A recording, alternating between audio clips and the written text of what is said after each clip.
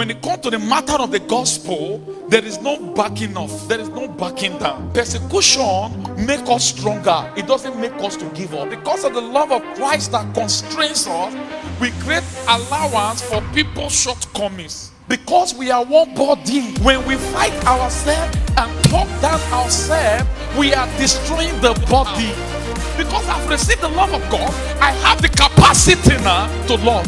It's this love that helps us to create this allowance for one another's shortcomings. As long as every one of us are in the same house, and we still live in this tent called body, and we still live in this part of eternity, oh, we must offend one another one day. Let me tell you, no matter how you respect me, one day I will offend you. Pastors and teachers is one. By one spirit, have all baptized into one body. In Ephesians 4, these ones that already gifted, God now selects some of them as gift to the church. What's his functionality as an apostle? He goes to break grounds. He goes to places when there is no gospel.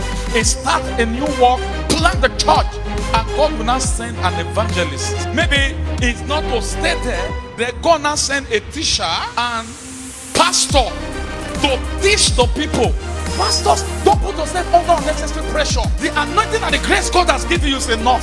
The prophet office is one of the most controversial offices in this era. But we see a lot of people who still function as the Old Testament office. So the New Testament church has prophets. So prophets don't inform, they confirm. The New Testament believer has the Spirit of God in fullness. So the Spirit of God witness to your spirit. And when I give you a word of prophecy, it must align with what God is putting in your spirit.